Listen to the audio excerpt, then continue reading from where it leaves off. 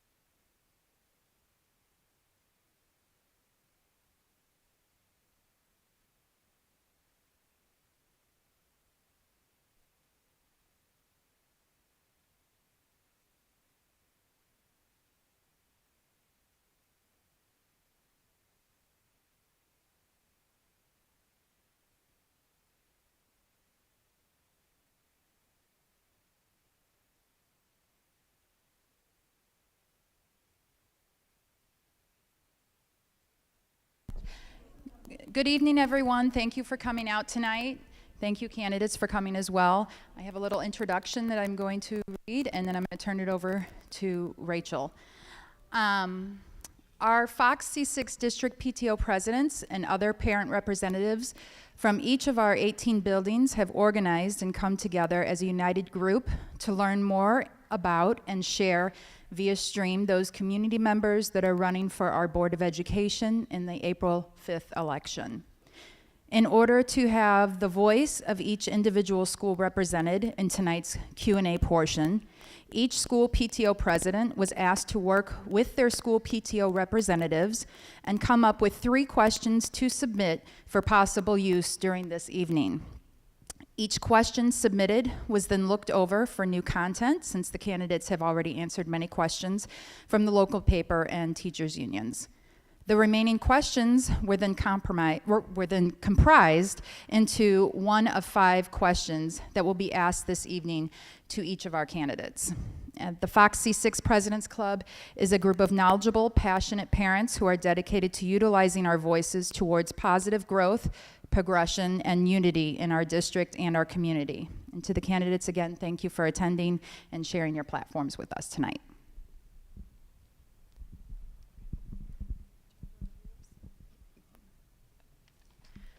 Okay, so just before we get started, there's some procedures we're going to follow. The format of this forum is going to be similar to the one that was just done at CTA, if any of you listened to that one. There's a couple of changes. The biggest one is going to be that we are going to give the candidates 2 minutes to answer each question, because we want them to be able to dive a little deeper if they need to. Obviously, you don't have to use all that time, but you will be given 2 minutes. So at first, we're going to give everybody 2 minutes to introduce themselves and their platform. I'm going to ask a question, and each candidate will then have an opportunity to respond and have 2 minutes to answer. At the end of the 2 minutes, or at the end of all the questions, then each candidate will be given 2 minutes for a closing statement. And then after the forum, we invite everybody to come and ask questions or meet with the candidates after everything is all said and done.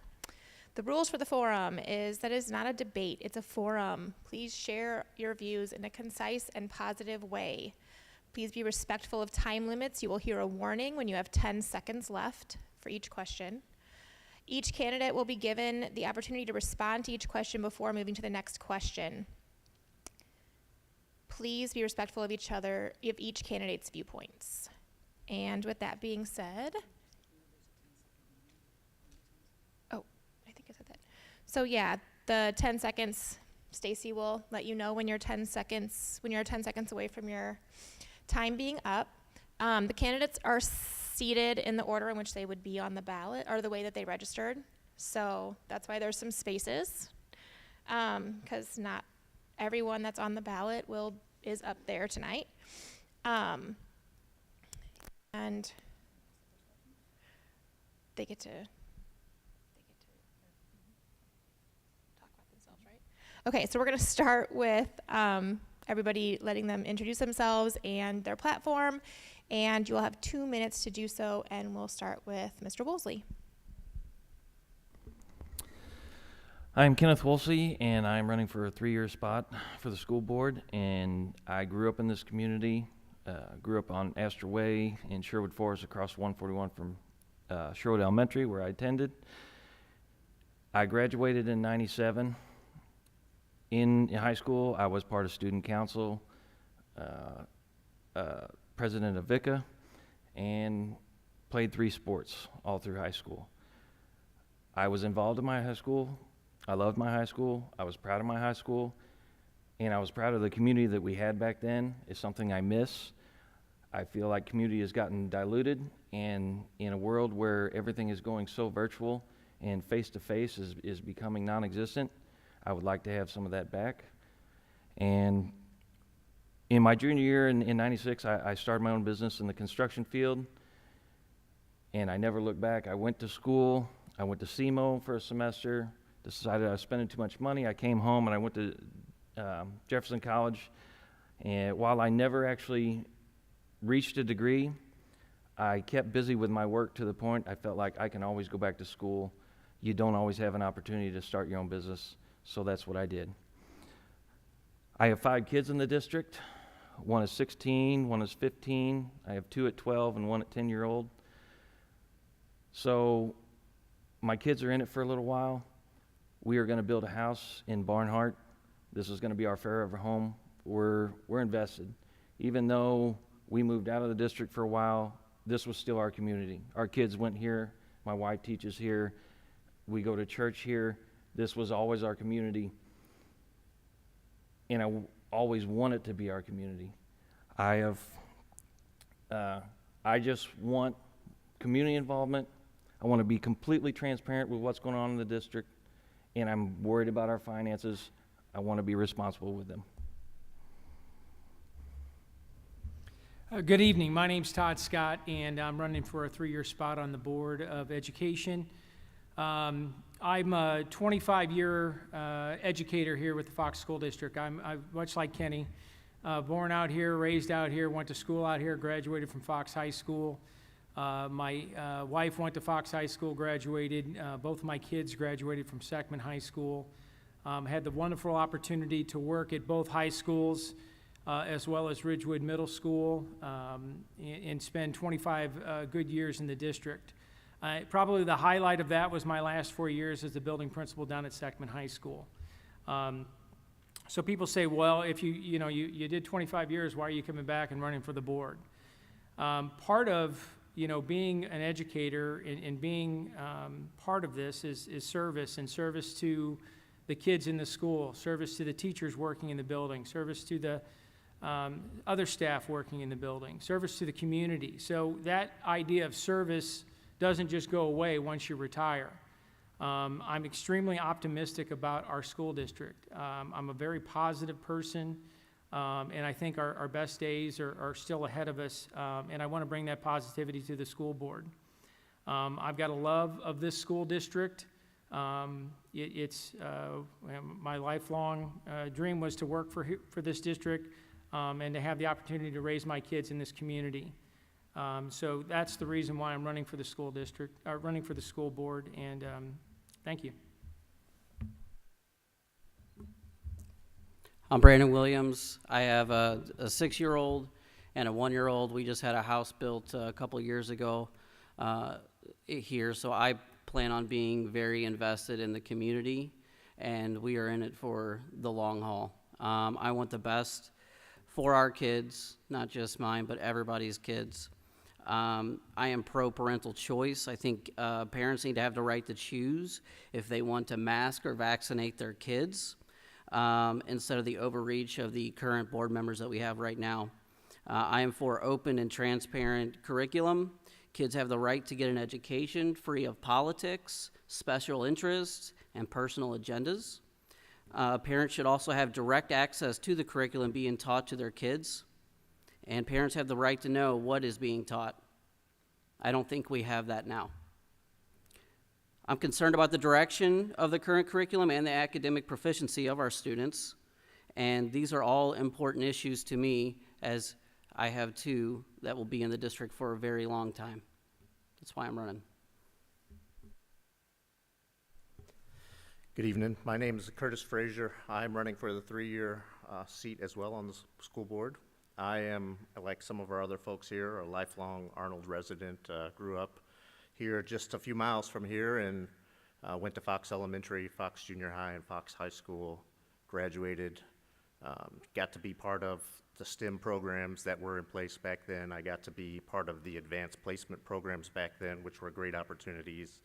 Got the opportunity to decide what I wanted to do as a career, in my senior and junior year of high school, and then was able to go to Jeffco for a couple of years on scholarship, and then ended up at Missouri University of Science and Technology, I think is the name for it now, where I got my electrical engineering degree, and I get to use that every day now, which is pretty fun to do. I've got 3 kids that are in the district right now, a 4th grader, a 2nd grader, and a kindergartner.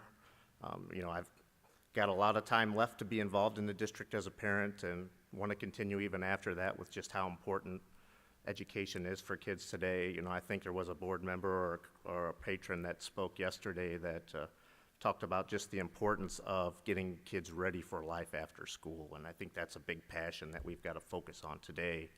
And to do that, my points I really want to look at is, 1, finances. I think we have to have our finances in order for the other areas to work appropriately.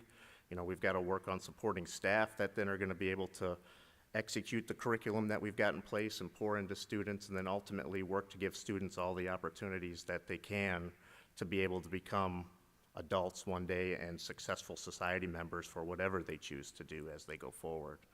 And if we're not careful with our finances, a district unfortunately is run like a business, that we need to make sure we're making the right investments where we're going to get the most for our value. Thank you. Hello, great to see everyone. I'm excited to share with you the story of my life. I'm the daughter, Tara Hagan, of Gary and Gloria Vidacek. They're high school sweethearts and the best example of commitment and strength and love of family. My dad, a Harley-riding Air Force vet, proud Union Teamster, retired from Anheuser-Busch. He now gets to play his drums all day and drive Mom nuts. Mom is everything I strive to be. She retired from Browning Arms here in Arnold. Boy, did she have a cool job, and were we heavily outfitted in Browning gear, which was pretty cool. But my mom's always been heavily involved in our education, teaching me the importance and impact of community involvement. She, being a past Job's daughter, introduced me to the Masonic Lodge of DeSoto, where I rose to the highest rank of honored queen. I'm also a pro bodybuilder. Following my brother's lead, I set a goal for my 40th to have completed in a bodybuilding show. I've since completed in 7 shows, and I plan to compete in another this year at 45, and I see no stop. But the most exciting side of my life I want to brag on is my loving husband and kids. Our beautiful daughter, Megan, she is the sweetest human you'll ever meet. Her happiness is contagious, and she loves unconditionally and teaches us all to be better. Don't use the word retard or retarded, she will politely remind you. She has grown to be a successful adult and is, again, extremely happy. Her brother, Dalton, wow, this guy, we couldn't be more proud. DeSoto High School prom king chose to accept an incredible scholarship to MOBAP as a competitive cheerleader, where his team is setting records and while still remaining, keeping an above 3.5 grade point average. He's also a gymnastics coach for youth. And then last but not least, my husband, Ben. I wanted to think of 1,000 things I could write down about Ben, but it all comes down to he does the laundry. And I mean, as funny as that sounds, I'm thankful for him. Good evening. Thank you very much for having us here tonight and putting this on and allowing the community an opportunity to get to know us better and hopefully get to know them better. My name is Travis Littner.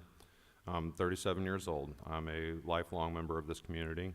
Lived in Arnold my whole life. Alumni of Fox High School myself, graduating back in '02. My beautiful, tenacious wife, Melissa Littner, graduated from Seckman, so we're both residents from the district, and we have children in the district currently. One in first grade and one looking to return to be a Warrior next year at Fox. Professional background, I work for a commercial lighting manufacturer for approximately the past 15 years now. My current position is doing custom quotes, or quotes for custom decorative lighting fixtures, and a little bit of the engineering work in that and the money involved needed to produce them. My platform and my concerns, first and foremost, is student achievement. You know, that's the reason we're all here. You know, it's a school, it's an educational facility. Education should come first and foremost, and making them career ready, you know, after high school or college ready, obviously. Community involvement, you know, I would love to see more of the school involvement with the community, and then likewise more community involved with the schools themselves, and more support, and transparency, you know, parental involvement, you know, all of these things kind of tie together in a way. You know, student achievement, you know, part of how that's going to work is parents working with teachers and teachers working with parents. You know, if we're not working together towards the same goal, we're splitting hairs and we're compromising, you know, the experiences of the student at the end of that.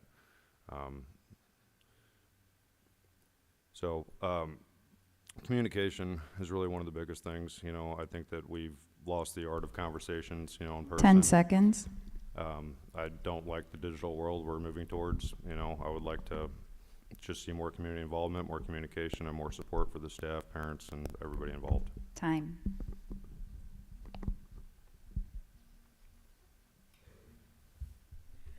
Hi, my name's Vicki Hansen, and I want to thank everybody for coming tonight and for you to host this event. And I'm a little bit different from some of the other candidates. I didn't grow up here. I started working here in the district first as a teacher, and then I was over all the special services. And after my children graduated from high school, I moved into the district because of my work with the district. And so I've lived here 23 years. And the reason that I moved here is because it's the best district I've ever been in, and I've worked other places. I've been in special ed, I did early childhood, kindergarten, and 4th grade.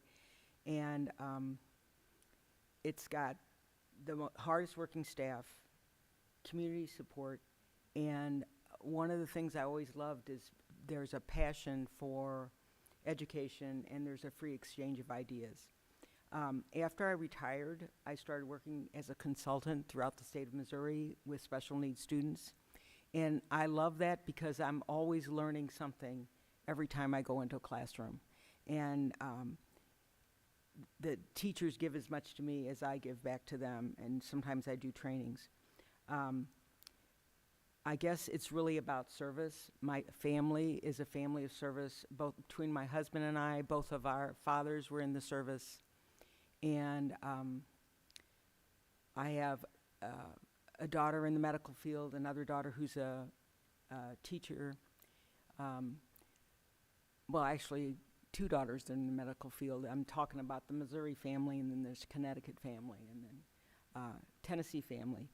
And then we have 2 granddaughters. One's in the Marines. 10 One seconds. is going to go into the Navy when she graduates.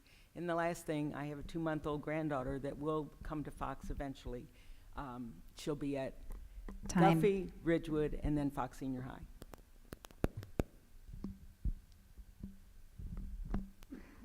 Okay, thanks, everybody. We're going to start our questions now. We're going to start with Mr. Woolsey, and then the next question will be Mr. Scott, and then Mr. Williams, and we'll go on that way. There's 5 questions total. Again, you get 2 minutes to answer each question, and a 10-second warning. The first question is, our district is facing many needs and issues that are critical to student success and achievement, such as consistent curriculum, staffing, finances, etc. How do you plan to prioritize these needs and issues? And then what one would be your main area of concern to overcome if elected, and why? We're going to start with Mr. Woolsey. Thank you. With our district, and we do have a lot of needs and concerns, and we need to come together, work on them together.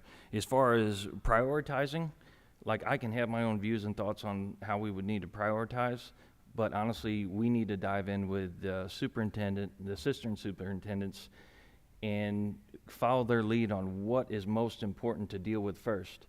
I really feel like with our support staff, we really need to focus on that quickly. If we don't have a good support staff underneath us, then things can kind of crumble and fall apart, and we're already asking our teachers to do a lot. We don't need to ask them to do any more as far as helping clean or do some of the things that some of our support staff that we're missing would normally do. After that, I feel like really working on our 5-year plan and goal, which last night was very encouraging at the board meeting to listen about the CSEP and talking about coming up with that plan, and that really excites me. I feel like this plan needs to be clear and concise and also needs to be promoted and just have great public access to so that we can all be on the same page with that. And then the one thing to me that's most important that we really need to work on overcoming is our finances. Right now, it looks like we're not doing that bad on paper, but with things in place, we will go downhill if we can't change anything. I really want to work on making some unpopular, tough decisions to, help save money and to put back in our district, because without financial stability, we can't help out our teachers. We can't improve our buildings. 10 seconds. We can't move forward with all the things that we need to if we're not financially stable.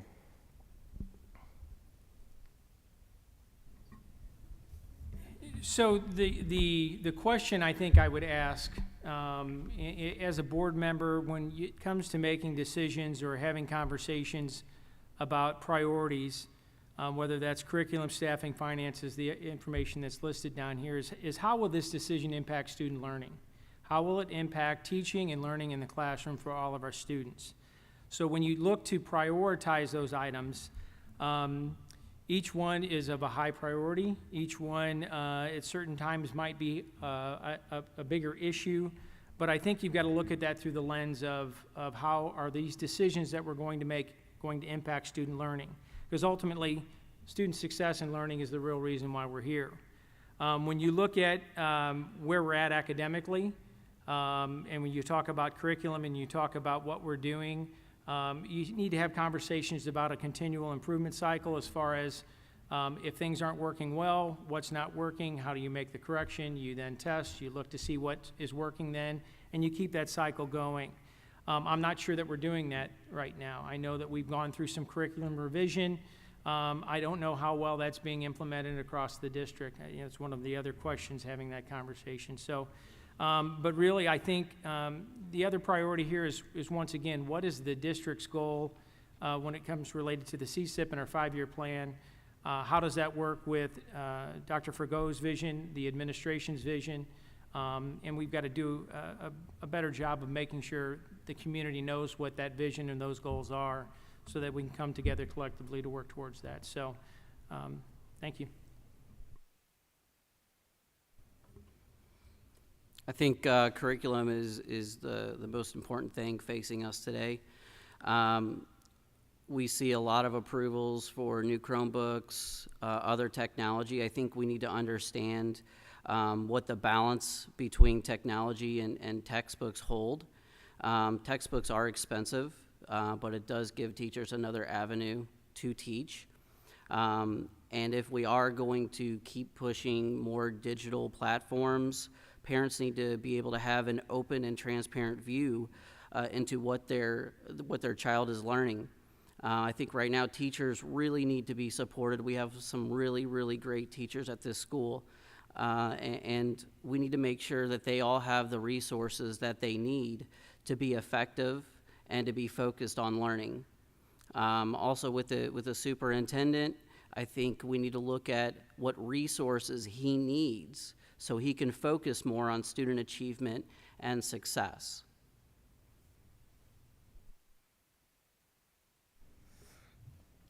So if I had to prioritize these, and I kind of mentioned it earlier without realizing it, but we would probably need to start with finances. Everything costs money. there's nothing that's free, no matter what we want to do. You know, once we've got finances in place, you can keep the quality staff we have. You're not going to be losing them as they are looking for other places that can offer just a little bit more than we can. You know, it's going to give us more opportunities for the types of programs that we can offer to kids. It's going to give us more resources, as they've said before, but all of that costs money, so we have to make sure that we are keeping our foot on the pedal to make sure that we are making the right decisions, as Todd said, that are going to get the most value for students, but also having the forward-looking thought to make sure that we aren't driving ourselves into the ground where we're not going to have any control because our finances are going to be so far out of whack. You know, then I go to staffing. That is critically as important, because without good teachers, no one's going to learn. I mean, we can put bodies in there all day, but if they're not trained and able to do a job that really influences students, there's going to be no learning involved. And then curriculum, I think, again, is also very important, but without those quality teachers that can execute the curriculum you've got in place and do it very well, the curriculum's not going to help you, because it's really about how that message is delivered to students as they go through learning that. And you know, I've seen a ton of teachers and just how great they are, that they can take, you know, the simplest of things, a water bottle or whatever, and can make a great lesson out of that that's teaching that value that they're trying to teach for a particular curriculum. So we really have to look at finances to be able to set that up, because if we aren't looking forward, we're going to continue to lose staff, support staff that's involved as well. Whoever's left is going to be spread more thin, and it's not 10 going to be as seconds. effective. And that goes from the top down, making sure the board, the superintendent has that resources, as well as all the way down to those that are cleaning the buildings has the resources they need. Time. These issues have never been more prevalent with curriculum, dealing with the polarizing issues that our school districts are dealing with just nationwide is a major issue. They tie in, I think all three of these four mentioned, the curriculum, staffing, and finances, really go hand in hand. I see, though, the most important is our staffing. I think more than anything, and before all of our teachers flee the district, we need to make sure that we're supporting our teachers. As I mentioned, I'm not an administrator. I'm not an educator. We need to seek out those administrators and educators that are best for our district, and then we need to ensure that they are doing their job. That is what all of us here today are running to do, to be that board member who will be that checks and balances, assuring that we have the proper people in place, that we can finance. We need the teachers here to even be able to pay them. So again, I just see our number one issue, more than even just teachers, staffing in general. We're looking at bus drivers, cafeteria workers, as Kenneth mentioned, you know, cleaning classrooms. These are things that our teachers are doing. We need to make sure that we're hiring the proper staff to get that done. We need to make sure that our superintendent is being backed by our school board and our community, and that there is a follow-through from top down throughout our district. And that needs to be communicated with our community from our school board. We need to work cohesively to make things progress. I think that you've done a good job of laying out the challenges within the question itself, you know, and I don't mean to make light of it, but it's kind of, you know, what comes first, the chicken or the egg? All these issues tie in, you know, without finances, you can't staff. Without staff, you have nobody to teach the curriculum. And there's a chain reaction of events.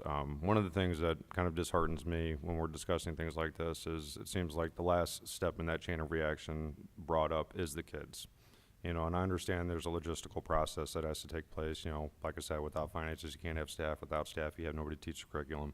But I would like to start with the kids and then move forward, start thinking about their future, and really break it back down to the basics of education and what's needed for that. You know, I mean, a teacher with a compelling message and a group of students willing to engage, that can happen outside. That can happen at a picnic table. As, you know, Curtis alluded to, you know, they can take a water bottle and make a lesson out of it. So staff is immensely important, you know, into the consistent curriculum. I have heard that brought up as an issue. I do know it's one of the concerns of the superintendent, and something he's looking at. You know, they're constantly testing the students now where they're at, where they need to be.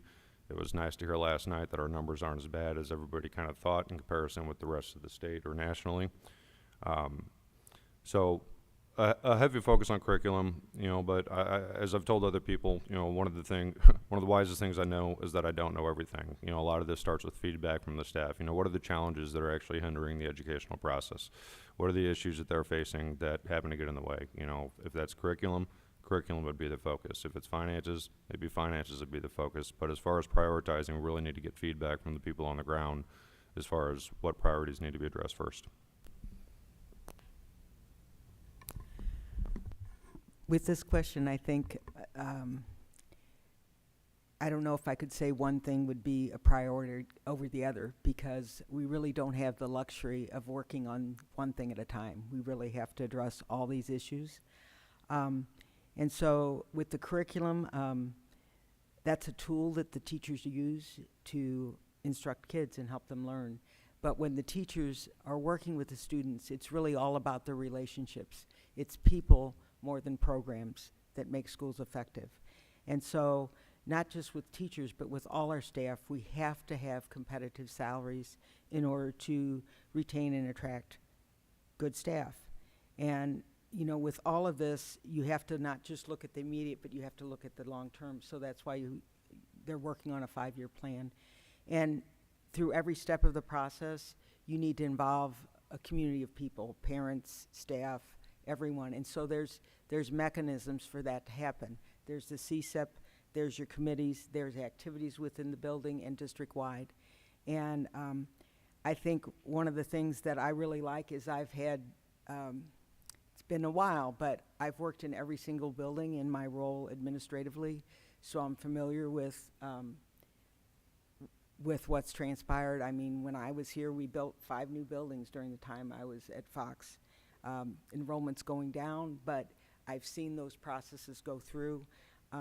And one of the big things that I think in terms of classified staff is I'd really like to be able to hire locally as much as possible and not have to contract out for a service provider to do it, because we can't get people. It's more expensive, and it's not supporting our own community. 10 seconds.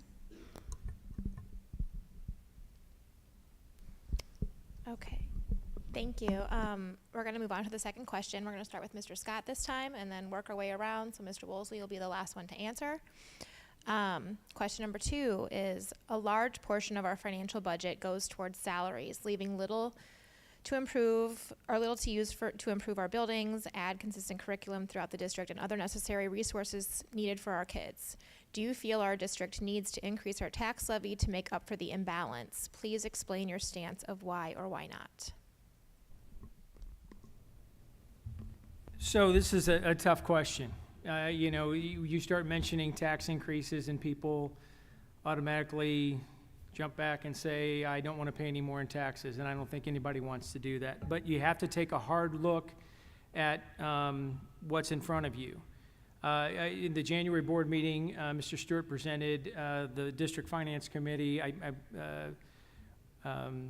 outlook for the district with a dollar tax levy built in to show the impacts of that next year, 2 years, 3 years, 4 years down the road. And then at the board meeting last night, we talked about, and Kenny mentioned this, that the finances are up a little bit, that the charts are up a little bit. So I think when you have these types of conversations, you need to have a clear and direct message on that. We're a school district that gets a majority of our funding from the state. So we're stuck at the whims of the state. When things are good with the state, then they provide us with plenty of money. And then our taxes fills in the rest. When things are bad with the state, that's less money, and our taxes have to try and stretch even further. I think it comes down to this, is what type of school district do we expect as a community? What do we want? We had a tax issue go before the community a few years ago, and it failed. What were the reasons why it failed? Was it too much on the levy? Were we asking for too much? Was it the time just not right? Did the community feel that the need is not there? So I think that those are some tough, hard conversations that our district has to have with the community, has to have with all of our stakeholders, and basically come up with what their expectations are. What kind of school district they want, and what they're willing and able to pay for. Yeah, I think we need to look at our current spending and ensure that we are using those funds wisely and make sure they're not just going to waste. We need to ask questions to understand why these issues have not been addressed and why they're still out there. And we need to figure out the root cause. If you ask why and you keep asking questions, you will find the root cause. I think that we've asked the taxpayers so many times to bail us out that we need to fix the internal problems first. We need to look at what is needed, what is not needed, what the frivolous spending is, and again, let's make sure the teachers have the resources that they need. And if we're not giving them that, then we need to look internally instead of externally. So I would give a short answer to this and say it's not a question of if, but a matter of when that we're going to have to do a tax levy increase. As Todd mentioned, I've had the privilege of being on the Finance Advisory Committee since it started a year or two ago, and have got to see how the finances look, how projections come in, how we get our revenue, and it's an interesting process. You know, there's a law on the books called the Hancock Amendment, which really says that the district is not allowed to increase its cost more than 5%, whether that comes at the fix of a rate increase or property values going up or just cost of inflation. And as we've seen in today's what's going on here, the inflation is much higher than 5%, but there's no way for the school to recover that. So it's automatically a loss situation for the district. So we have to be able to make educated decisions on how we're going to spend that money. And I think we can do it. I don't think a tax increase is the answer right away. I do think there are still some ways that we can be innovative in how we are allocating our money. This is one of the things that I think I can bring to the district. With my normal job, we work on a fixed budget that we have to take and invest in a whole bunch of infrastructure throughout the place, and in some places it's falling down, and in other places it's just a nice to have, so we have to be able to kind of prioritize that. We were able to make some improvements with the Prop P stuff that came through that bought us a little bit more time. The ESSER funds that we've been able to get have also helped us make some investments near term, which is why we see some of the positive cash flow that we're seeing right now, but that's not a long-term fix. It's going to come down as costs continue to rise, so we've got to be able to think innovative. We've got to look ahead of us instead of behind us. I was disappointed with the Prop P that we didn't come out with a 10 priority seconds. list. I think we should be looking at building maintenance needs that are coming down the road and planning for those versus having to deal with them after the fact. So we really got to be more Time. proactive than reactive in this. The first sentence of the question is, a large portion of our financial budget goes towards salaries, saying that it's leaving little toward buildings and consistent curriculum throughout the district. That's scary, because our salaries are about the worst that they can be. So, yeah, that's terrifying. As everyone said, tax levies are something that our community is faced with all the time. But in my opinion, that is the last thing we need. I will avoid that at all cost. We need to not go to our community with our hands out. We need to go to our government and make them dish out. It's time to start seeking outside finances. We have to increase these salaries of our staff to maintain staff, which will assure proper curriculum and will bring progress to our schools. Again, I would do all I could to avoid any tax increase for our community. We've been really hit hard with the pandemic and a lot over the last few years, and I know it's the last thing that my family needs, and I believe that it's the last thing our community needs. I feel it is the job that we are tasked with as a school board representative to find a better solution.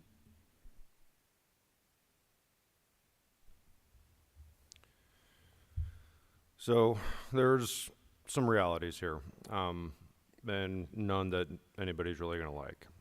We're either facing really hard decisions as far as cutbacks, or we're facing a tax levy. As Curtis said, once again, not to bounce off him, but it's not really a matter of if, but when. Now, that also being said, you know, I hear conflicting information, and I think that it's thrown back on the community a lot as far as, you know, well, the community won't support this, the community won't support this. The sad truth is that's what it boils down to. It doesn't matter how much any one of us individually advocates or doesn't advocate for it. It's really about what the community wants, and we are elected officials by the community to represent what they want. So we could wish all day long, but unless we have the community behind it, you know, they may not be realities.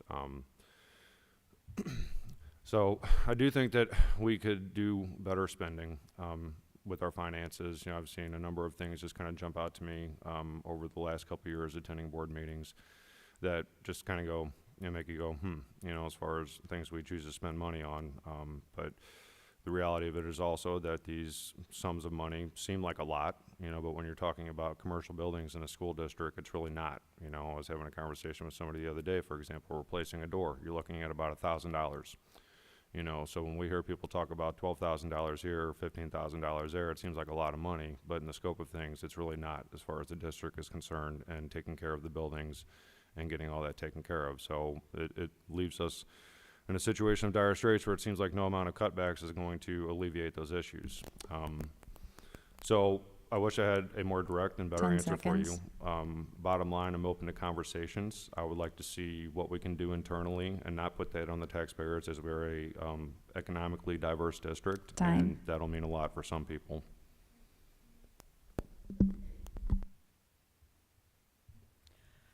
Okay, well, really on this issue, we have to rely on information from administration and the finance committee to help us make that decision. Prop P is a start on rate renovations to buildings, and I know there's some buildings that had more major renovations than others. One of the things that would help with that is if we would improve the communication out to the community regarding what's being done, and there's phases for it to be done, and we could probably improve on that. As far as a tax levy increase, it may be necessary. We haven't had one since 2004, and it's bad timing because inflation is impacting everyone. And the thing about Capital Project Monday, Prop P is for renovations, and then there's an ongoing capital project improvement plan that's been developed. And again, I'm not sure if that's been communicated clearly to people. It's discussed at board meetings, but I don't know if it gets out through other venues enough.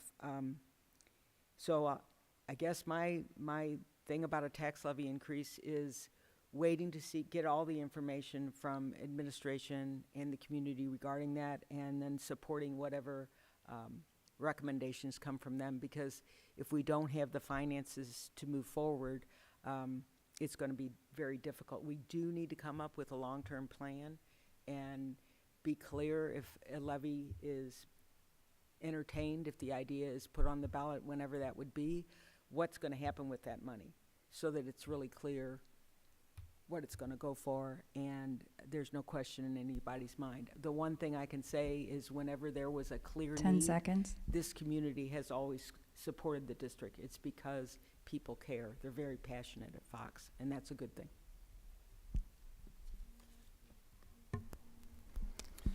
Okay, we're gonna go on to question. Oh, Do I get to answer? yes, you do. All right. The easy one. This we could go on all night for this question. So, in recent years, I don't know the exact figure right now, but our salaries are 85 to 90% of our budget, and that's a lot. That does not leave much left everywhere else. In the recent years, the more I dive in and I find out that we have made poor decision after poor decision. When we've built schools, we have cut corners. We have done things that have cost us. And if you don't believe me, look at some of the energy costs that we spend in some of our schools, and you'll find that some are way higher than some others. So we've done things to cut corners, and now it's kind of time to pay the piper. Things have added up over time, and not only do we have, worried about, salaries for teachers, we have to worry about maintenance for buildings. We have to worry about a lot of things. We have $150 million in capital expenditures and needs that we need improvements in our buildings. The Prop P was only 40 million. That's not a lot in the grand scheme of things when you look at what we need. So to say we need a tax levy increase, I was against this at first. The more I have dived into this and looked at numbers, I don't think we can survive without it. I am not necessarily for a tax increase, but the more I have done a 180 here, and I'm still not exactly for a tax increase, but it will be needed. And we need to do things and make changes now to build trust in this community to show that we can manage what we have now, because there's a lot of this community that thinks we waste money, think we don't handle things correctly, and they are not willing to do a tax increase to give us any money because there is no trust or faith. We need to do some things now to take effect, to show the community that we can do this, because 10 even seconds. with a tax levy increase, it can still take 2 to 3 years before it implements and gets to us.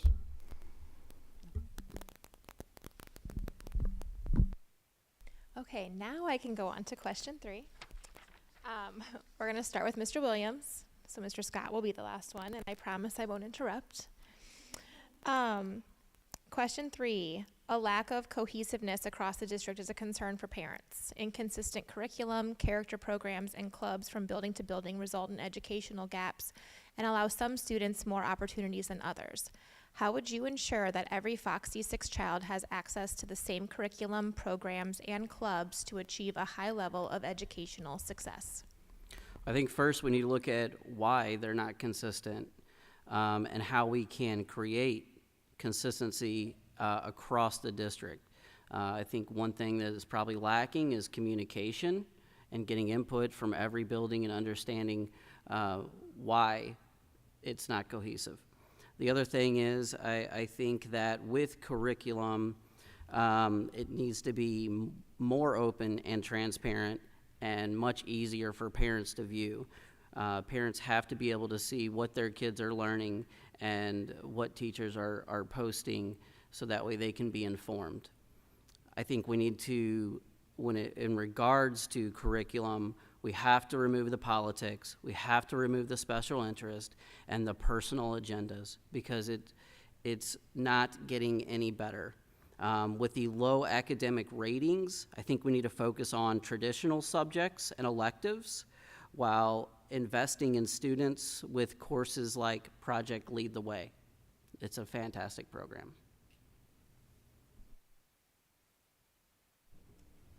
Yeah, I think consistency is a big piece of it. If you look at the district, every school is really run on its own. A principal is responsible for running that individual school as it's set up.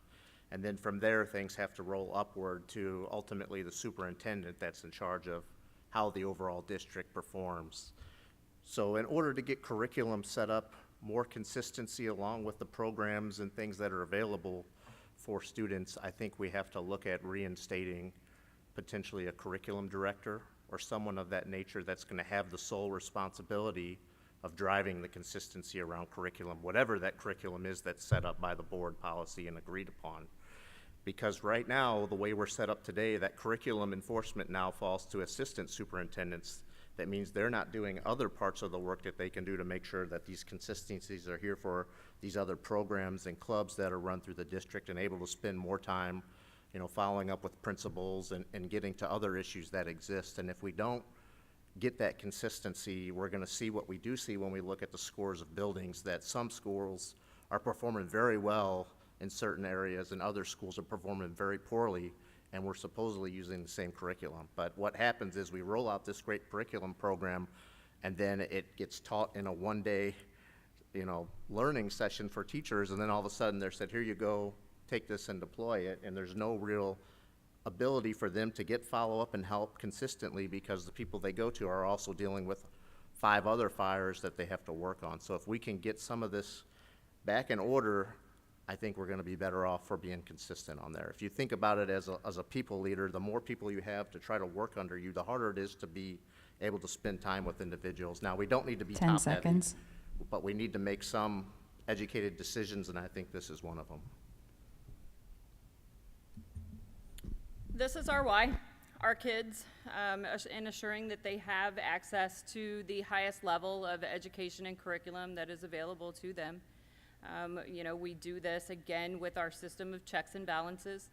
We need to make sure that, again, we're supporting our staff and the curriculum that is rolling out. Again, checks and balances will assure that we are cohesive and consistent with that curriculum. Heard some very exciting things last night of new new positions that they're adding kind of in the social worker scheme of things. But again, things like this, adding, you know, new and progressive staffing to our district, I believe will help to assure that we're meeting the needs of all of our students and that we're not leaving any students behind.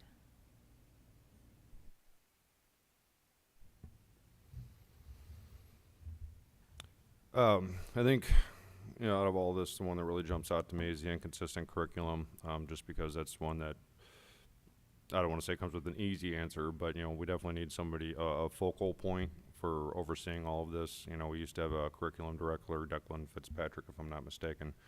I'm not sure what happened with that position, but once again, you know, we were just talking about finances. You know, you're never going to please everybody. You know, it's another administrative position, you know, to bring the curriculum to a consistent level. You know, it'd be nice to have that position, but that's another salary and wage that we'd be paying out. You know, it may be worth it and necessary, though, because obviously this is something that our district is struggling with, which, to be quite frank, I think is a surprise to a lot of parents. You know, I think we just kind of take for granted that everybody's doing things roughly the same, and they're not.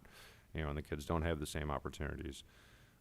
As far as clubs, you know, I think that some of the clubs, you know, depending on which clubs we're talking about, you know, I don't know if we mean sports programs or like special interests like gaming.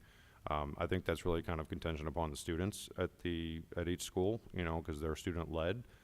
So if students at said school want that club, they speak to a teacher about it, and then the club has the opportunity to get an implementation. You know, to say that you have to have that club at every single school, I think is really kind of based on the focal point of the students. And if they want the club, then they should be able to essentially implement it with parental knowledge. And programs, you know, there's some of the sports teams and some of the programs don't receive proper support, in my opinion. You know, they do a lot of their own fundraising. You know, they make it work for themselves, and they live the epitome of one of the terms that our district coins all the time, and that's grit. 10 seconds. I would like to see more consistency applied to some of those organizations, you know, to where kids would have the same opportunities to participate in the same sports and clubs across the board. Okay, this is a big question. I think with the curriculum,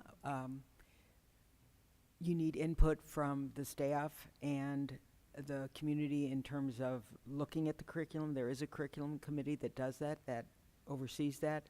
And especially with the teachers, whenever there should be a cycle of looking at the different areas, so you know consistently, okay, we're going to look at math this year, and next year it's going to be reading, and maybe over 5 years' time you go back and look at those again and see if there's further need. And when you do that, when that selection is made and the staff are part of that process, you get some buy-in, and then you provide training and support. The other thing in terms of implementation, the teachers meet in PLCs and they come up with ways, what's working, what's not. But the other thing you need to rely on is the staff are professionals, and their job is, if a student isn't learning, and when they see that in the day-to-day routine or in the assessment piece, then they have to figure out, what do I do different to ensure that they learn? And so they may use other tools. It doesn't necessarily mean the curriculum's inconsistent. With the extracurricular activities, I really think that we should support those as much as possible. A lot of them have to do fundraisers. There's, you know, when I went to the robotics thing, I didn't realize that it wasn't funded. And that makes it difficult. And we don't want it to be a barrier for anybody. Sometimes those extracurricular things are what keeps kids in school, because it gives them a sense of belonging and pride, especially if they struggle in another area. The clubs, it's partly student interest, but also if there's a teacher that is willing 10 to sponsor seconds. with expertise in whatever area. You know, like one area might have archery, another building may not.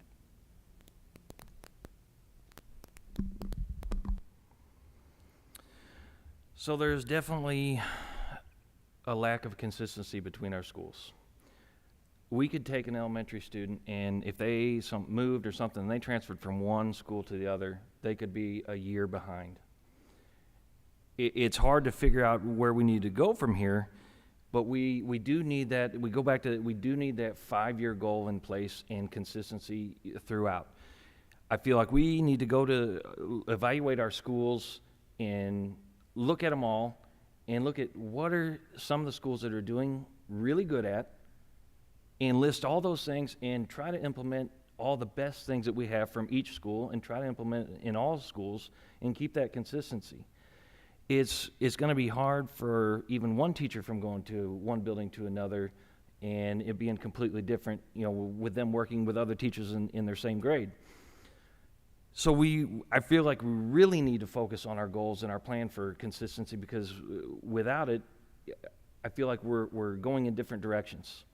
And as far as the programs and clubs, we need to give the best opportunity for these kids to succeed, and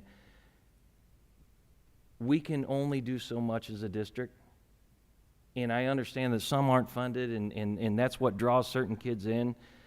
As much as we'd love to spread to every kid what they're interested in, just as a district financially, I don't feel like we can handle that, especially right now. But I feel like if we have more parents involved and special interests and teachers that have those interests in certain areas, if they want to develop those clubs, that's great. And 10 seconds. give them support for that. But as far as the school being able to sponsor everything, I feel like we just can't do it. So, a couple points on this question, and there is a district-wide curriculum that's been adopted by the board. It's available online, and folks have access to that, and that's what the expectation is that's taught in the classrooms. One of the things that drives this variety in the buildings and opportunities is also staffing and what staff are available to those buildings. I was a high school principal. We would send out our course request lists. The students would indicate what classes out of this wide realm of curriculum we would have, opportunities, what classes they wanted to take. That drove where we placed our teachers at. What my students at Seckman might have wanted might not have been what the students at Fox High School wanted. So that drives some of that variety in the curriculum is what our students want, and it also comes down to staffing numbers. Our numbers are based on the enrollments in the buildings. So you have a certain number of cards that you can play, and depending on what the kids want, you've got to play those cards in that order. But there also has to be, community expectations or district expectations of here's the here's the baseline of what we're going to be able to offer and do. And it goes back to the clubs and activities that go on in the buildings. That's typically driven by the students in those buildings. Ask a teacher says, you know what, yeah, I'd love to sponsor the duct tape club for a year and do those types of things. So it really is encouraging and fostering those kids having a voice in the things that they like to do and what they want their school and their opportunities to be. But we just got to do a better job of making sure that those opportunities are more equitable and we have more equity 10 in the seconds. district, across the district.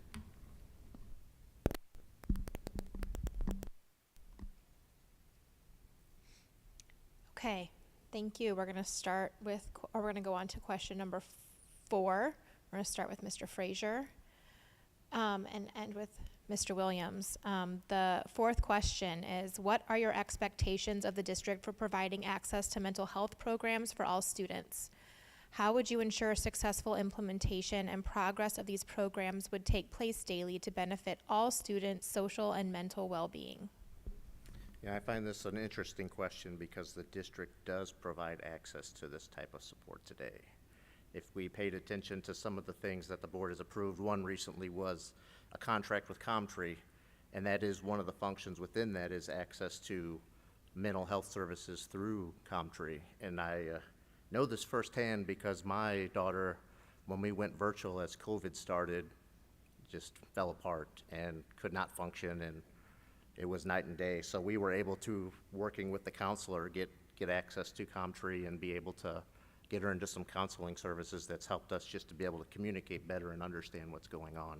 So making sure that we have programs like that continually is part that I think we need to focus on, which is maybe the part I would twist this question to, is that we have to make sure we keep that understanding available for parents to know that we have access to these and that those resources are available, because today is an ever-changing environment for students, and there are so many more issues for students today than there were when a lot of us were kids, just through social media and all the other things that they get access to now. They're exposed to so many more things at younger ages than we were in the past.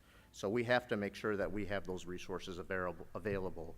But we also need to be making sure that we have policies in place that can help guide us on how we address situations, because I think we have the ability to make mental situations worse and social situations worse if we're not careful on how we approach situations that come through the daily, time of being a student. And that's maybe just some of the ways we present ourselves, some of the things that we allow discussed in certain ways, or just the way that we allow students to treat each other or teachers to treat students. We have to make sure 10 that we've got seconds. respectful policies in place that are going to make everybody feel as a community overall when we go through that. Mental health is a serious issue in our community, not just our schools, but very scary for our schools. The suicide rates in our elementary and secondary education students is alarming. So this is very, very important, and as mentioned, this is something that the school does provide services for already. Again, as mentioned, Comtree staffing was added last night. This too should help in that. But, we need to keep up with the kiddos and their technology, so we need to make sure that we're getting them where they are. We need to make sure that, we're accessing them through social media, making sure that that information is provided to them where they can go and get help. But the big thing too, and sad to say, I'm sure everyone in this room has been touched by suicide in some way or another. And this, the thing is you can give that person access to that information, but they're probably the last ones that would reach out for themselves. So most important, we need to make sure that we're getting this information out to our community as well. So when people in our community, our parents, our neighbors, friends, when they see a situation, that they too have the access to the resources to provide to our students. So again, we just need to involve our entire community in keeping our kids safe and happy and healthy.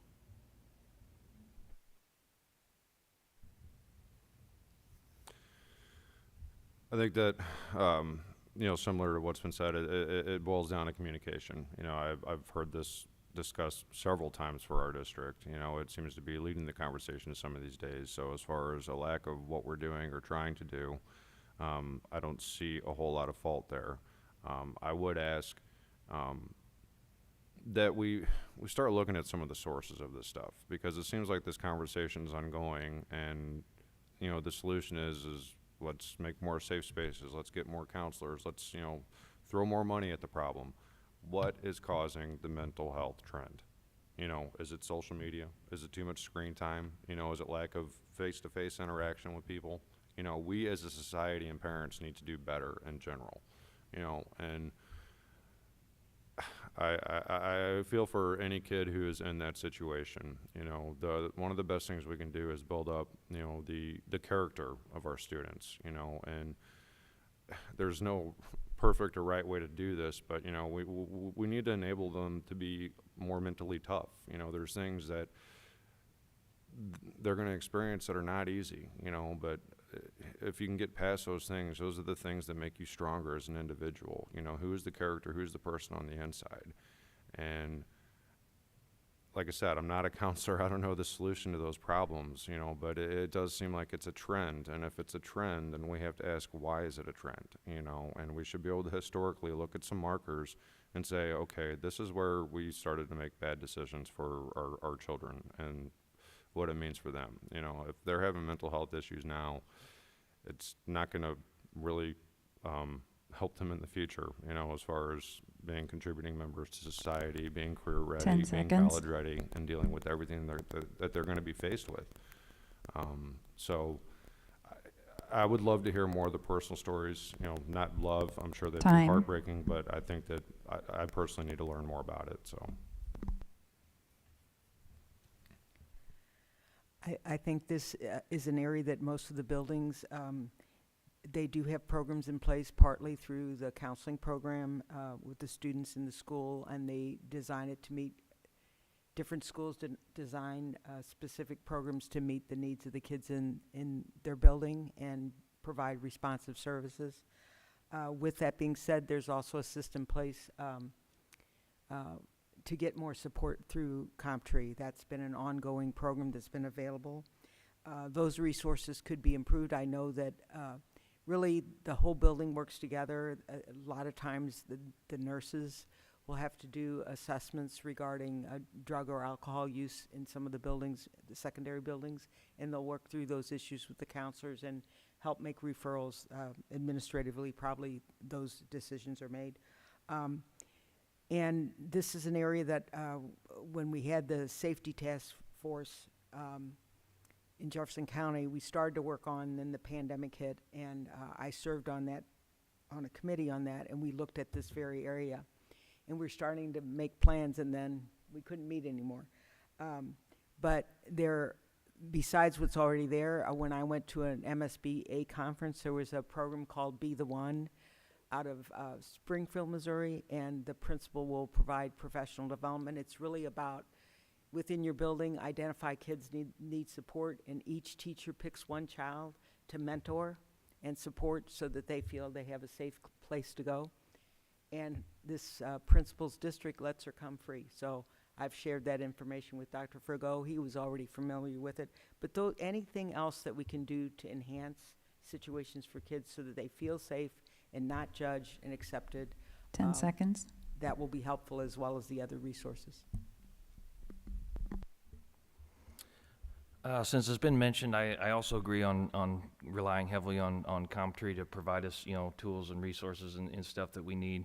But I also feel, and I know that we already have, and was mentioned, but just to continue in professional development, not so much to take care of these kids, but just for our teachers to be able to identify and see some of the issues that these students are struggling with, and to be able to talk to the right people or direct them to the right people to get those resources. And for some of them that it is hard for them to reach out, or maybe they're not self-aware of some of their issues and how bad it might be, can we have, you know, our liaison that we, you know, will be hiring possibly, you know, be able to work on sending out emails that just give these links to resources and stuff that they can look at, as opposed to them trying to search for it. Maybe if it's presented in front of them, all they have to do is click and it's like, you know what, I identify, I have that issue, or so that can at least get the ball rolling on starting with some self-help. And then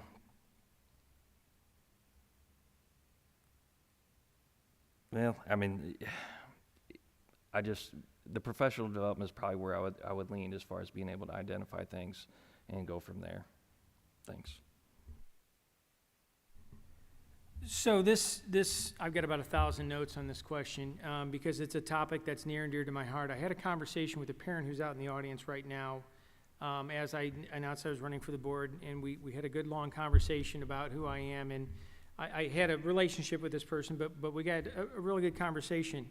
And one of the things that we talked about that I think is missing in some of this conversation is our students and their voice. We need folks that have the ability and have that relationship with our kids to give them grace and listen to what they're saying. Student voice, we've had a crazy two and a half years where's that student voice been in all this? What are they saying that they need? How are we working on those relationships?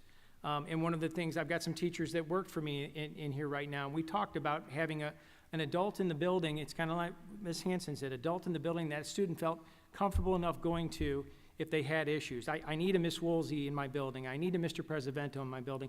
I need a Mia Bernard in my building, who was one of my teachers in high school who's sitting out there right now. I need Miss Santaskoy in my building so that I've got kids, all of our kids feel safe and loved and cared for.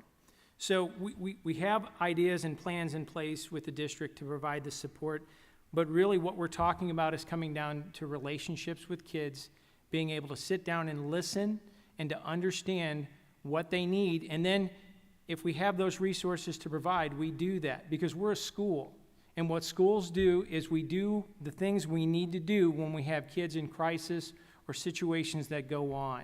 It's that caring community that Vicki talked about earlier, but it's the ability to build that relationship with our staff members and with our 10 students. seconds. To let them know that they're cared for, they're loved for, and we're here for them, and that they're safe.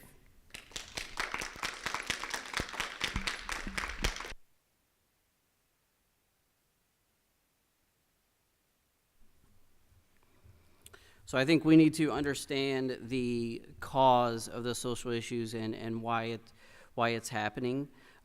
Kids are going through so many changes, and in our schools today, we have special interest, we have grooming, and the masks have not helped the mental state of our students. We need to communicate and educate parents. As Kenny said, sending email notifications for resources, informing parents and students and teachers for signs to look for. And then also, I think parents need to have a say and be notified when these signs come up from the teachers and staff of those buildings.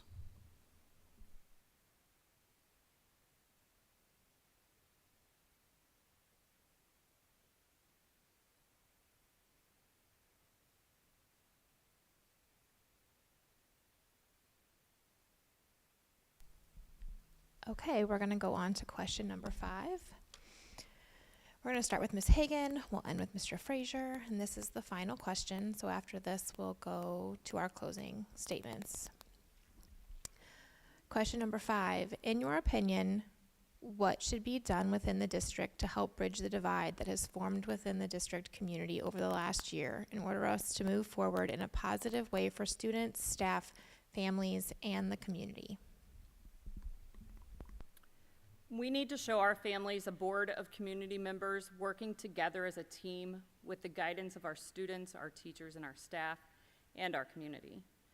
Our district is safely the largest employer, housing the majority of our children daily, and by far the most active entity in our community with our sports, music, and arts.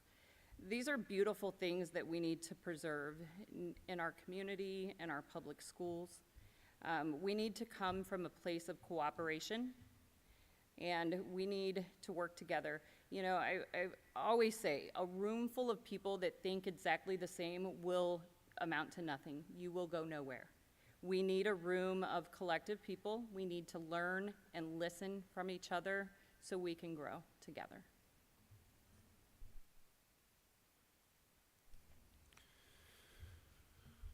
Yeah, I think I know I keep going back to this, but I think it's huge. Face-to-face conversations. I don't think that we're, the divide is kind of a vague term, because there's been a number of things that have seemingly divided us, and it doesn't seem to be getting any better anytime soon. One is the mask issue, one is COVID shots, and regardless of where you stand on them, those are divisive issues. Other issues are cultural issues that are, taking place in our schools, and I see both sides of the argument, but I think it boils down to transparency. I think parents would like to know what's going on, be informed about what's going on, and they would like the choice, as far as what's going on and what's happening with their kids. Ultimately, parents are the ones who raise the kids. That's not to take away from the school district in any way, shape, or form, because they do immense things for our children. But the parents are the ones responsible for raising the kids. That being said, I would love to see more parental involvement. You know, I think that we're lacking some of that, you know, and I would love to see that parental involvement come in more of a positive light. You know, there's groups that have formed and have been portrayed with kind of a general perception, which is disheartening because I think that it's a big group and the potential for the help that they could actually bring to the district is huge. You know, if we could get on the same page and have some conversations with each other instead of trying to tear each other down online. As far as getting past some of the rifts, I just really think the in-person conversations, you know, the stuff online, and quite frankly, some of the stuff you see from some of our own staff, you know, directed at parents is, it's kind of amazing it's allowed to be gotten away with and not addressed.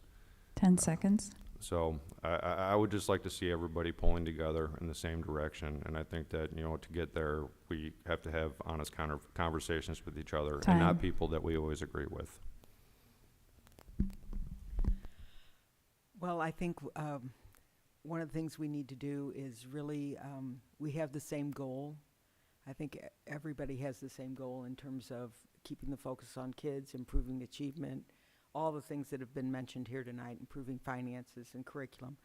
What we may disagree on is how to get there, and that's okay. I think the main criteria I try to look at is putting people over personalities and putting the past behind us and moving on, accepting that we're not in the same place, trying to not take things personally. And I know, I'm just going to share this, I know I've really tried hard at this. I can remember Joe Werner, the principal at Rockport.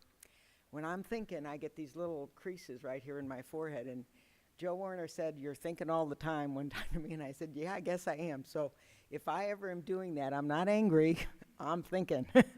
So anyway, I think we have to listen as well as talk. That being said, in order to understand, you also have to have questions and get information. I know, again, because I'm old, when I went and got my administrative degree, at that time you just didn't take a test. You had to do a performance-based event. One was fact-finding. You had to ask questions, and then you had to come up with a plan. Another activity was building consensus as a group with a board. And some people thought it was about getting everybody to agree with you. That wasn't what it was about. It was trying to listen and get a consensus to move forward.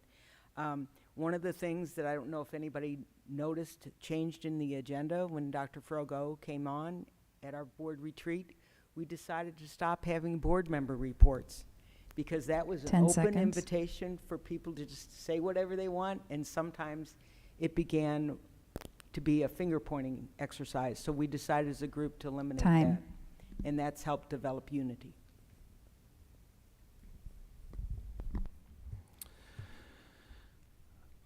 First of all, I feel like listening is so important. And it doesn't matter who you're talking to, we need to listen. God gave us 2 ears and 1 mouth for a reason, because it's twice as important to listen as it is for us to talk. I feel like we can get caught up spewing stuff out of our mouths for so long that we just forgot what anybody ever said. We have to be able to set our pride aside, set our politics aside.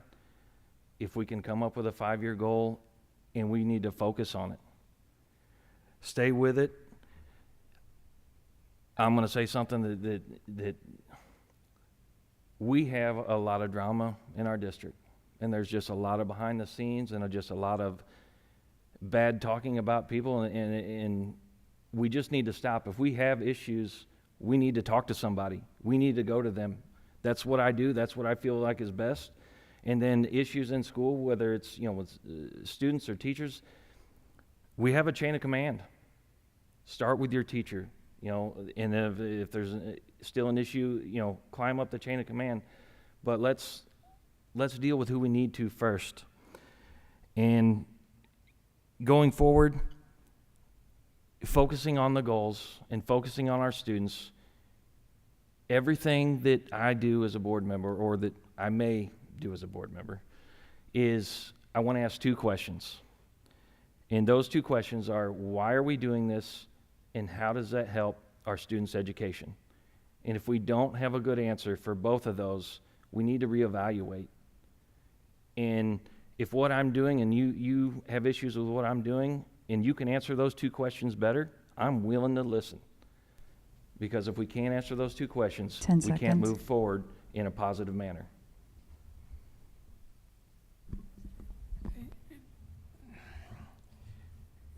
Some great ideas and some great conversation up here tonight with the idea of collective goals and really the community trying to come together to work towards a collective goal. If our goal is to make Fox the best school district it can be, what are the steps we can do as a community, as an administrative staff, as a Board of Education, as a student, as a teacher, as a staff member to make that happen?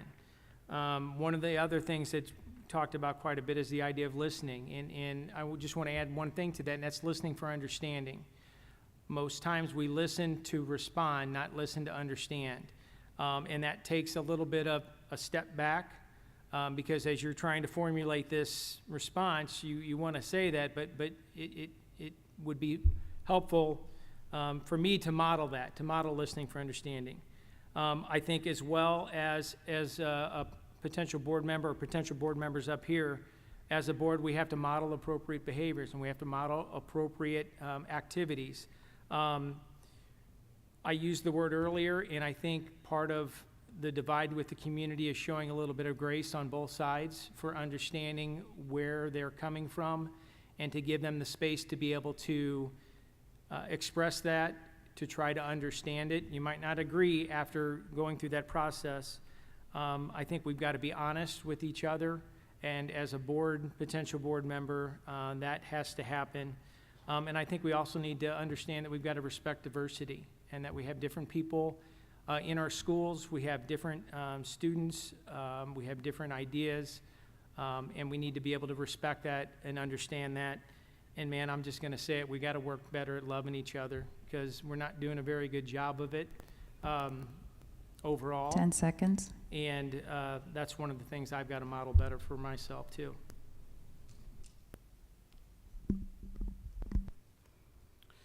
Yeah, I think it starts with transparency. We need to let the community and parents know whenever we make a decision, let them know why the decisions are being made. I think that we need to answer questions publicly, especially whenever patron comments are made at the board meeting. Either answer at the next board meeting or have a forum that shows the board is listening and they are answering your questions as parents and community members. We need to create open and honest communication for community members, parents, and teachers so they can speak and voice their opinions without judgment and retaliation. We need to listen to the community and parents and deliver what is important to them and the community members and hold our board accountable for the decisions that they make with our kids.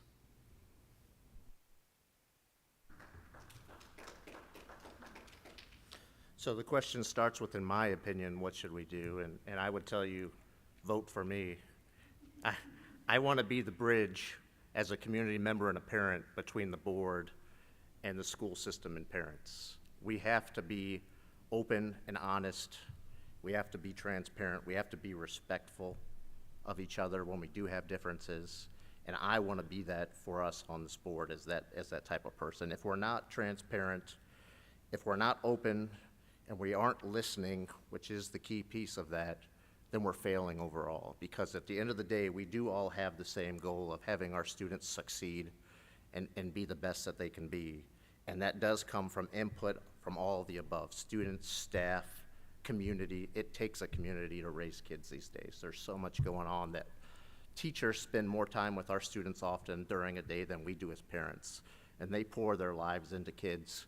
So if we're not on the same page with those that have more time with our kids, we're not doing the best we can for them. So we have to make sure that we're making the best decisions. As a board, we have to make sure that we're getting information out timely. We don't need to be having the leader or other articles coming out that is telling why we're making decisions or how we're doing them. We need to be forthright in providing that information. I think we need to also provide reasons maybe why we don't provide information at times, because there are confidentiality policies, legal reasons that we can't say certain things, but those need to be made aware so the public understands that we're not just turning a cold shoulder and not answering issues that come up. So I think we can do a better job as a board on educating the community on what we can and can't do, but I think we have to do a better job on listening and showing respect overall. And I give Todd a lot of applause for what he had earlier to say, because we do all have that passion for students and 10 wanting to see seconds. them be the best they can be, but we have to do it together.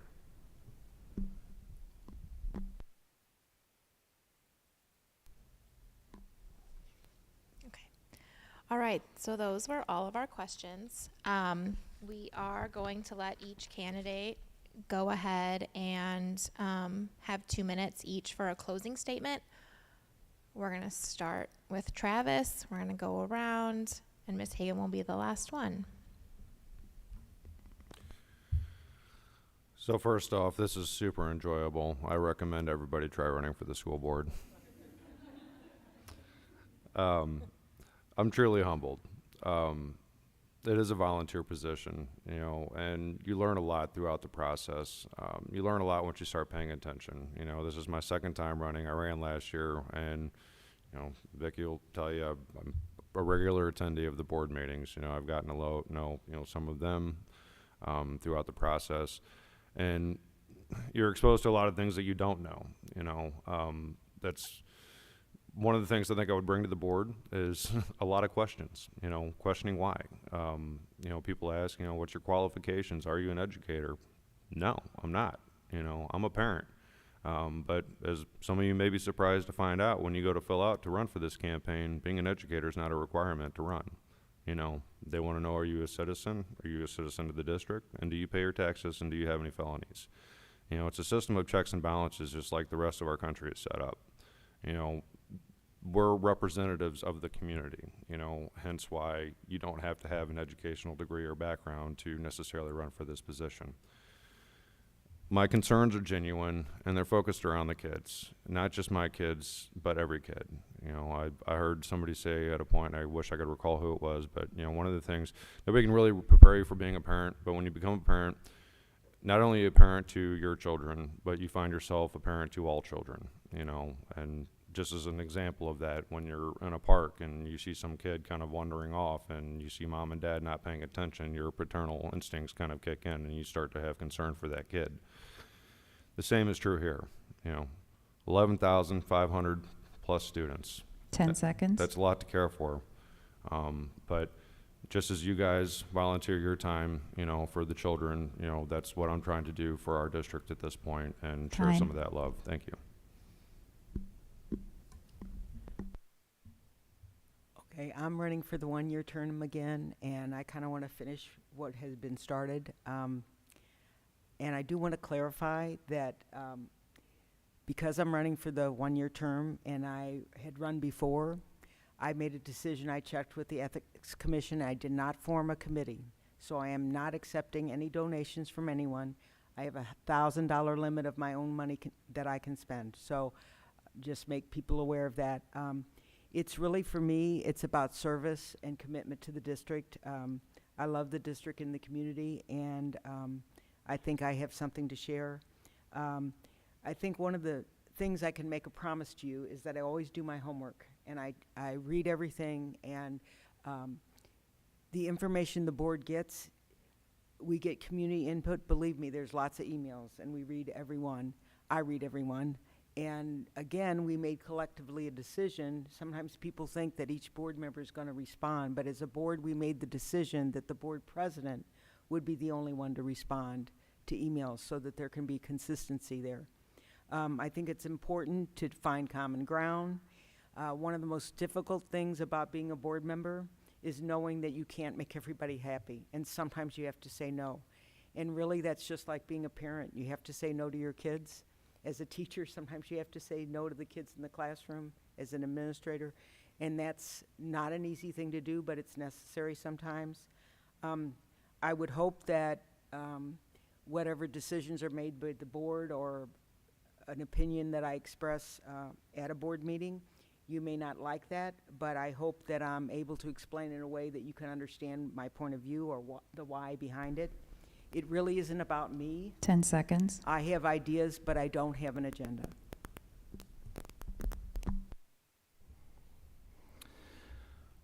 First and foremost, I want to run because I have a passion for the kids and the students, and I want them to excel, and I want the best possible environment and education that we can give them. For some kids, this is their best shot, is school, and I don't want to mess that up. I want to give them their best shot. And although I don't have a degree, I wasn't a teacher or administration, and I don't have the looks like Todd over here, but what I do have is business experience. I started my own business, and I'm a small business. I do it all. I work in the field 8 to 10 hours a day. I will do my own bids. I will do my own paperwork. And what I've seen in the past are the decisions we've made in buildings and how we've spent things and how it's costing us now, and that we're spending $40 million in Prop P now on buildings, and that we, overall have $150 million in capital expenditures that we need to do. I feel my construction background and resources that I have can help make a difference to tighten the screws on how this money's being spent. I am a firm believer in there's nothing wrong with spending money, but when I spend money, I want the most for my money. I don't want the cheapest and I don't want the most expensive, but I want to know we are getting the most for our money, and I don't feel like we've done that in the past with our buildings, and I want to be a part of that, and I feel like I can bring something to the table to make a difference in this district with my background and resources to help us spend money wisely and to move forward on projects with our buildings and what it may be, whether it's building new buildings or the renovations now. I feel like I can help and make a difference in how we spend our money on that. Thank you.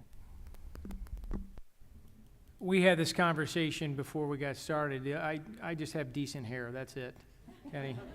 I'm asking for everyone out there for your vote. And some folks I'm going to be fortunate enough for you to give me that vote. I think some of the things I've talked about tonight, service to the community, service to our kids, service to our teachers and staff is the reason why I'm doing this. I also, want to emphasize that the board's made up of 7 individuals, and 7 individuals have different ideas, and I look forward to the opportunity of being an individual on the board working collectively as a group. And that means that I'll bring my own ideas to that situation. We'll have those discussions and collectively as a group move forward with what the group decides. I mentioned the question that I will ask as we're making decisions and making votes or pushing things on through the board is this in the best interest for our students? Is it in the best interest for their social, emotional, situation? Is it in the best interest for their education? How is this going to impact teaching and learning in the classroom? So that's what the lens that I'll be looking through. I just appreciate the opportunity to be out here. I want to say to all the other candidates, as Travis said, this is somewhat of a thankless job, but we do it because our heart and our ideas and our commitment to our community is in the right place. So thank you, and I'm just asking for your vote. Yeah, first I want to thank y'all for hosting this event. It's been great. I want to let people know I stand for the kids, I stand for the parents, I stand for the teachers, and I stand for this community. As a parent, I will protect the parents' freedom to choose when it comes to making health decisions for their children. Our kids have a right to a free education without politics, special interest, or personal agendas. I am concerned about the direction of the district with regards to curriculum, academic proficiency of the students. If I am elected, I will represent the people and their voices will be heard. Thank you.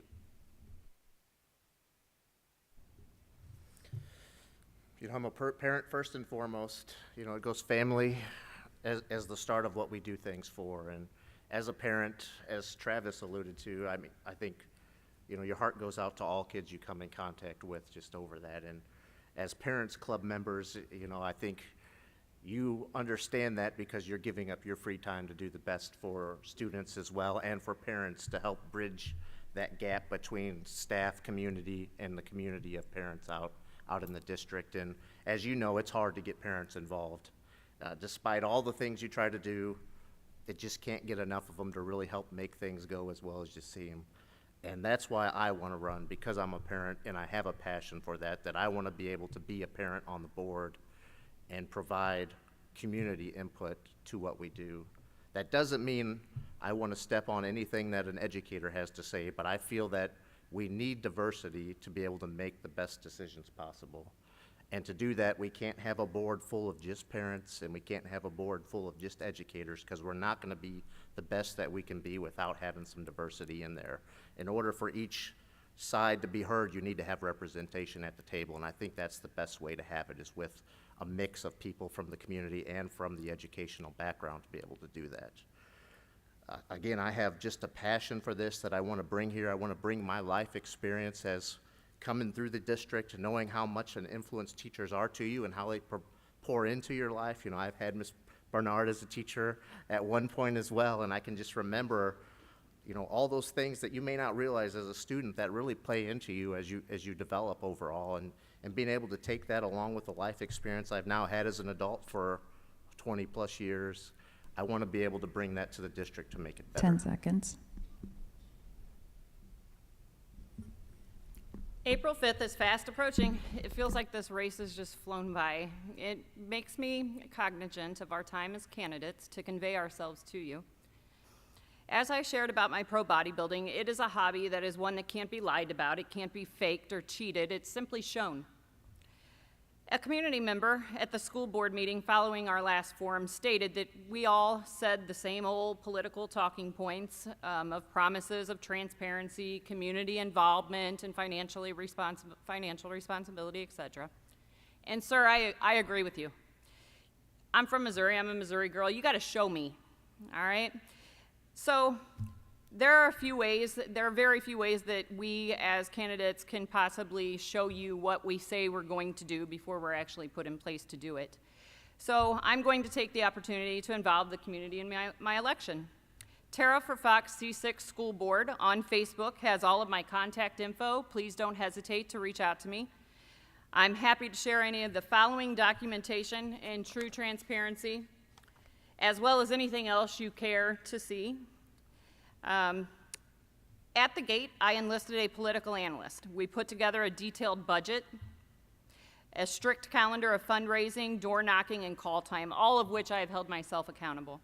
And how you can see this? Signs. Here's my bill for 100-yard signs and 25 small, pretty, cute little 3x4s. After seeking 6 bids, I went with the winner here. As vain as I may be, even I believe 125 pictures of myself around this district is more than enough. I don't feel we need to litter our community with overkill.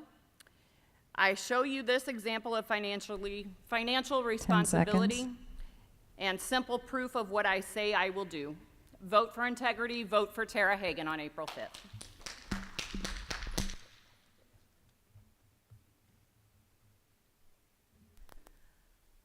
All right, well, that is our forum. Thank you, everybody, for coming out. Thank you, candidates, for answering all of our questions. Yeah, once I'm done talking, you guys can get up and meet and greet and talk to everybody. And please just remember to, keep it positive, and everybody is here. They're volunteering. We're here on our free time, and we just want to keep this good.